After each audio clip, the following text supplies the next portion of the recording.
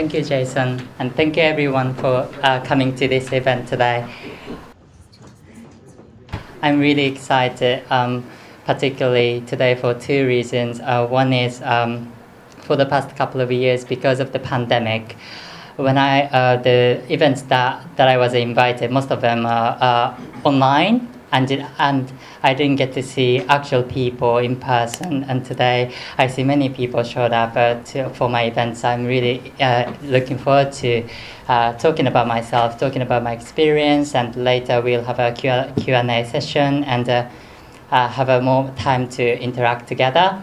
And the second reason is today my husband is here, and I've never had my husband for my talk event before, so it's really special for me to have him here. He's at the front row. And thank you again for introducing me, Jason. And I would like to briefly introduce myself again. I'm from Japan and from Shizuoka, which is close to Mount Fuji. I think most of you know where it is. About 2 hours from bullet train. And I was on Netflix, Queer Eye, we're in Japan in 2019. Have anyone seen my episode on Netflix? Many of you, thank you so much. For people who haven't seen my episode or seen any Queer Eye is a reality makeover show. And there is a group of 5 fabulous people called Fab Five. And each one of them is in charge of their like a specialty, such as cooking, interior, psychology, and stuff. And each episode, there is a person who's struggling with their life, and this fabulous group of people change their life. And it's a really, really popular series in the US, and they even won quite a few Emmy Awards. And one of the seasons was dedicated to Japan. And I was in one of the episodes, not as a Fab Five, but a person to be changed, and here I am. And and that was aired in 2019. And since I will talk about my life and sexuality, I would like to talk about my sexuality at the beginning. And I'm comfortable being referred to either gay or queer. And for a long time, I was thinking I'm gay because, my gender or my identification is male, and I'm attracted to men. But for the past couple of years, I started to want to have a little bit more space for me to explore my gender identity. So I'm comfortable being referred to either gay or queer, and queer is basically an umbrella term for any LGBTQ plus member in the community. And I'm a full-time marketer for a cosmetics company with experience of over 4 years, and I had about 3 years experience in Tokyo and then moved to the UK. And I started working for a different cosmetics company from last December. And I moved to the UK last July, so it's been almost a year. And I wouldn't say it was easy because I had to start my life here, and of course I got my husband, but I had to find a job and get used to new environment and make friends and stuff. But it has been amazing, and I'm really thankful that I can have an opportunity like this today. It's amazing. This is something I haven't really imagined when I first moved to the UK, so thank you so much. And today I would like to cover many things basically about my life story from my childhood and the experience of coming out and the experience of studying abroad in Canada that changed my life, and the activism I do, what sort of activism I've been doing and how I started it, and experience of being on Queer Eye and moving to the UK. And lastly, I would like to talk about the activism I'm focusing on right now and what I'm looking forward to my life in the UK. So, my childhood was it's me, by the way, when I was 3 years old, and I think this is one of the very first days. My mom took a picture of me at our parents' house, and I was smiling because that was the very first day of the kindergarten. But through my school life, I didn't really enjoy it a lot. There are many reasons, but one of the main reasons is at that time, I'm not sure if it is right now, I hope it's not anymore, but the school setting environment was very divided by gender, and I was categorized by gender, so I felt like more than being can, I felt like I'm a boy. So a teacher would say, like, because you're a boy, you need to be in this group, or you need to pair up with this person, not because I'm can. And that made me really, really uncomfortable at my school life. And if you went to Japanese school, you know what the bags are. It's called randoseru. And I don't think we have them anymore. If you like to carry it, you can carry them. But it's about 25 years ago. When I went to entered elementary school, I had to carry this black one. It's only because my gender on identification was male, and if you're a girl, you had to carry a red one. So it's quite gender divided, and that made me quite uncomfortable as well. And later, in junior high and high school, I had a school uniform, and again, there was no option for me to choose which school uniform I wanted to wear. But because I'm a boy, I had to wear a male school uniform, and then again, it made me feel like I'm not just like an ordinary male school student, and that was quite uncomfortable. And later years, I started realizing my sexuality wasn't straight, heterosexual, around when I was 15 years old, and I started to be more like uncomfortable about heteronormativity. Like the school setting was quite heteronormative as well.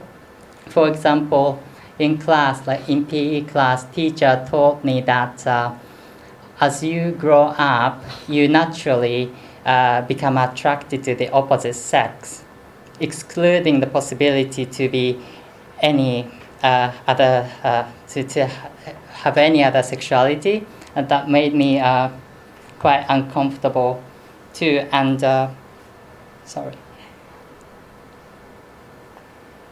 so because of not only this gender division, but definitely this gender division influenced me badly and made me really uncomfortable to go to school, and I was quite fragile through my school life.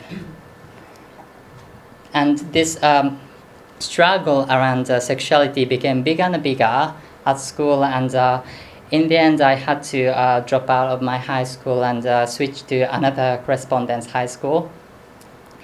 And when I was in high school, the struggles around sexuality became really, really bigger, and didn't know what to do with myself. And I wasn't be able to find any other classmates. There could be, but I couldn't see anyone who were having the similar struggles. I came to the point that I couldn't take it anymore, and I wanted to tell about my sexuality, share my struggles, and that's when I decided to come out. And it was really, really scary, and I was really nervous because I've never seen anyone who come out to other people in my real life. And when I saw sexual minorities on TV as celebrities, they were always targeted for mockery. So I felt like, if I came out to other people, I could be mocked as well. But one day I couldn't take it anymore, and I came out to my friend, close friend, and she was really, really sweet actually, and she just told me, "Akan, it doesn't matter because you are who you are," and that was the first time to have some biggest supporter in my life, and because she accepted me as who I am, I had strength to come out to my parents as well. And I was quite lucky to have my parents. They also told me the similar thing. They told me when I came out to them, I was crying because very emotional. They just told me, "Kan, you are Kan, and it doesn't, nothing will change because you are our child." And my close friends and my parents, both of them are really, really supportive and friendly.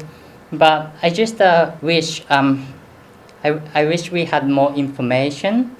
At that time, there was no information at all. It's like a before smartphone era, and no one didn't have smartphones and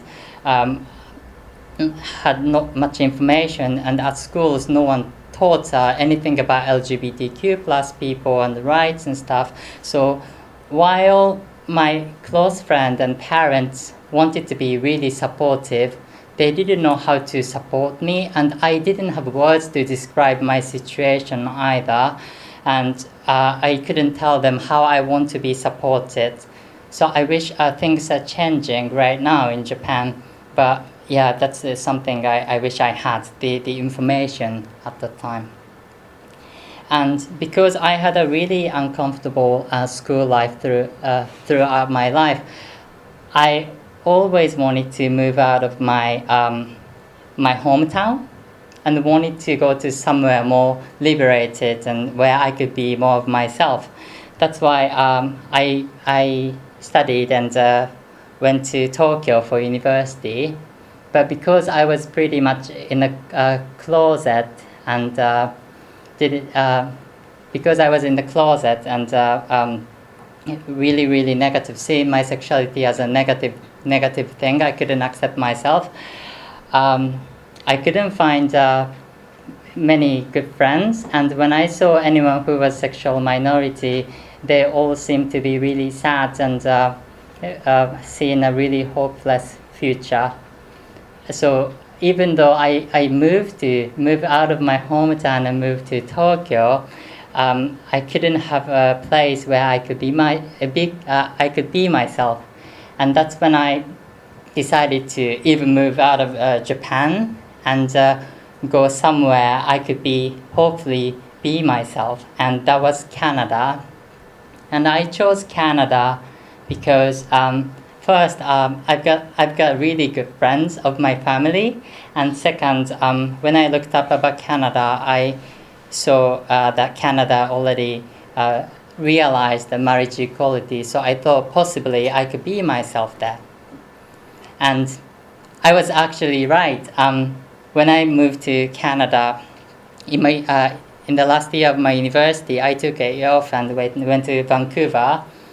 And there, I could, for the first time in my life, I could make gay friends and who had similar backgrounds, but still being really happy, only from my eyes, but they seemed to be really, really happy and living their life.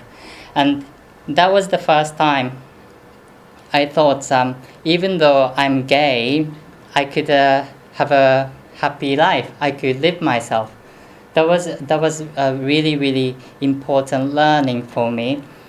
And then seeing them and hanging out with them, I gradually started accepting my sexuality and started collecting information about it. Before, when I was rejecting my sexuality, it was really difficult to know about sexuality because that was something I didn't want to know. As I accepted more of myself and learned about sexuality, I realized something is going on here.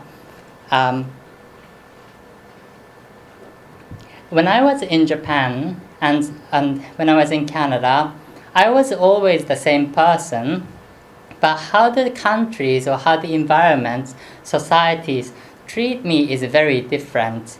And that's the main reason why, when I was in Japan, I felt really oppressed and really difficult for me to live my life. But I'm still the same person in Canada, but the life became a lot easier for me, and I could. It was easier for me to accept myself, and I could live I felt like I could be myself, and that's when I realized I should have stopped blaming myself, and I shouldn't change myself because this is who I am, but I need to change the society because that's something that should be changed. And that's the start of that was the realization that led me to activism when I went back to Japan after spending a year in Canada. And I was still a university student, final year of university, and I started my LGBTQ plus society.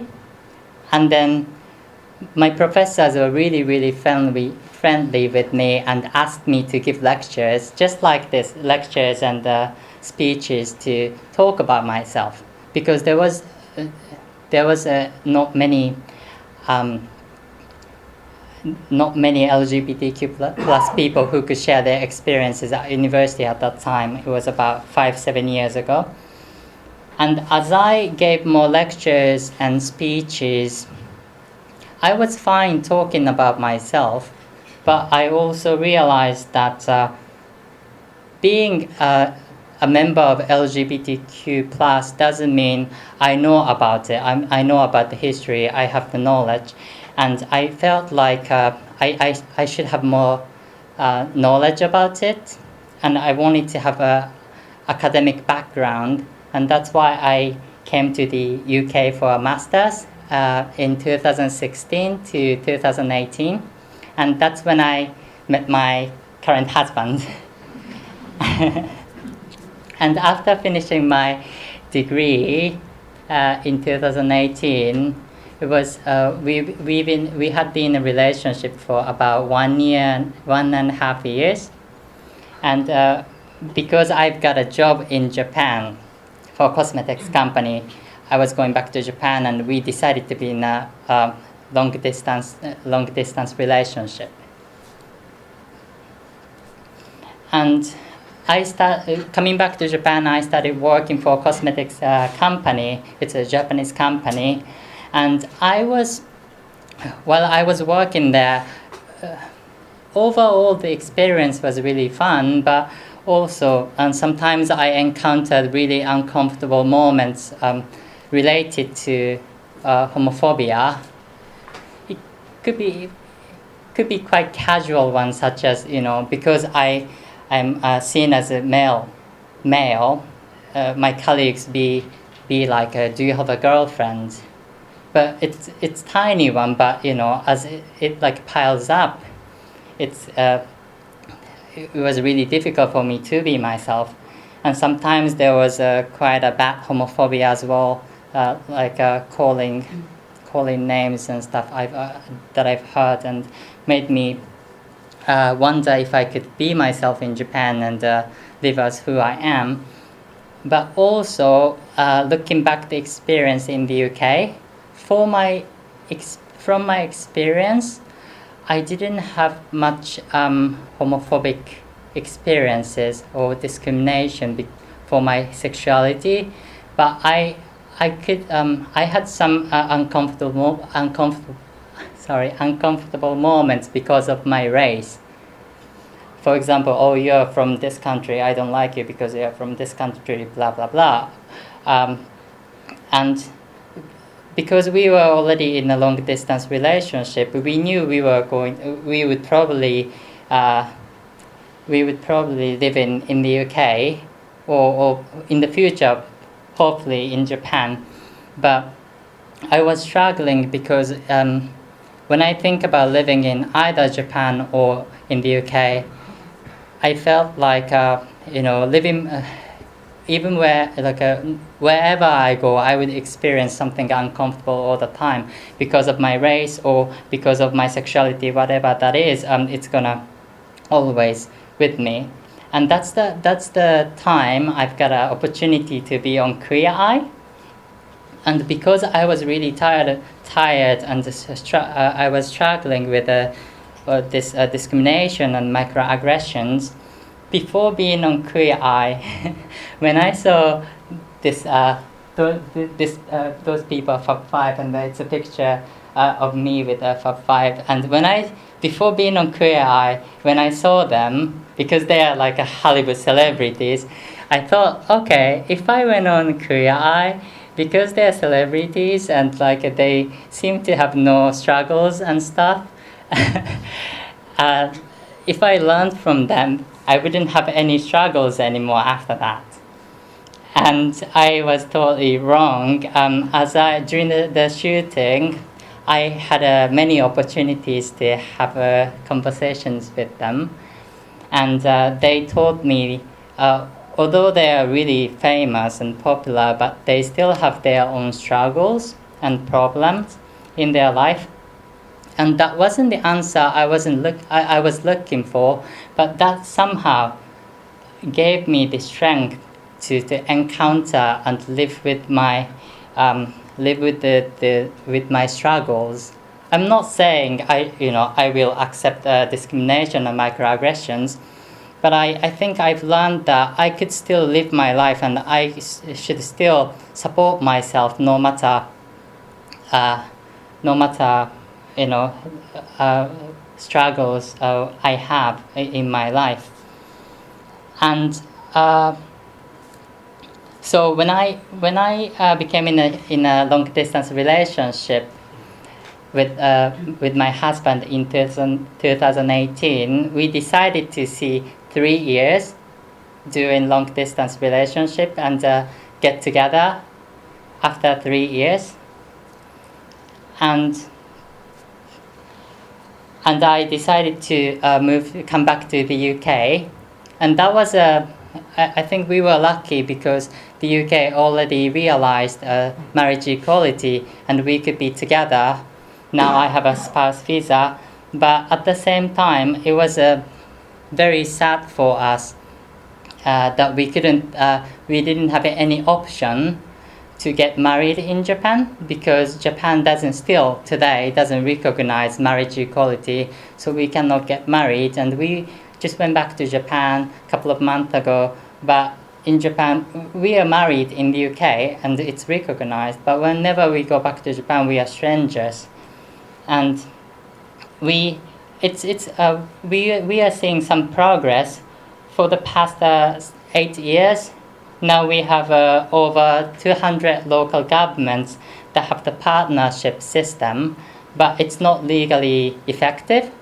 So even if we wanted to be in this partnership, because my partner isn't a Japanese national, he doesn't have a right to live in Japan, so we can't use that system. And that's the marriage equality is one of the main things that I'm vocal for at the moment. And when I moved out of Japan, I wanted to take an advantage of me moving to the UK, and I wanted to have a conversation and generate conversation to push Japan to realize marriage equality. So I wrote a press release about my marriage and sent it to many online magazines and journalists. And thankfully and luckily, I've got many replies and got many coverage from, for example, HuffPost, Cosmopolitan, Vogue magazine, and also nationwide news TV show as well. And right now, so I'm continuing my activism to realize more fair society for everyone, and one of my main targets is marriage equality, because that is something affecting our lives hugely. And I've been quite vocal for the past couple of weeks as well, because on Sunday we're going to have a national election, and that is one of the big opportunities to push Japan to have more politicians who support marriage equality. And to have more fair society for everyone. And when I talk about realizing marriage equality in Japan, particularly to international people, I get this question: I would like to support you, and what can I do? I don't live in Japan, and I'm not Japanese, but I would like to support you somehow. And there are many ways for international people to support marriage equality. And for example, we have this organization called Marriage for All Japan. You can just look it up on your smartphone. And they are the leading organization that is pushing Japan to realize marriage equality. And they are always looking for donation and also a petition to be signed. So you can always donate to the foundation, and that's going to contribute to realizing marriage equality. And not only about marriage equality, but also about protecting LGBTQ people legally. There are many petitions going on change.org, and if you look up, you can support even if you don't live in Japan. This fall, from November, we are going to start the partnership for same sexual minority, couples of sexual minorities in Tokyo. It's going to be the biggest partnership run by local government, and it's starting. One of the biggest reasons is they collected many signs, including international people. Main contributor is not only people who are living in Japan, but also international people living abroad. So when we think about donating some money, small amount of money, or signing a petition, each one of them is just one sign or small amount of money. But when it's collected, we can actually have power to change the society. So this is something you can support marriage equality and protecting LGBTQ plus people legally in Japan. And lastly, I hope I'm not speaking too fast. I'm quite active on Instagram and Twitter, and my Instagram is Kayonse. The handle name is Kayonse because I'm Kan and I love Beyonce. And I have also Twitter. It's called Kan Kayonse. I wanted to have Kayonse, but it's already taken, so I doubled Kan, and again, I love Beyonce. And my email is kankayonse@gmail.com. So if there is any opportunities that I can work with you, somehow collaborate with you, please send me an email, and please follow me on Instagram, and I will keep you updated what I've been up to. And thank you. This is it. Thank you so much, everyone.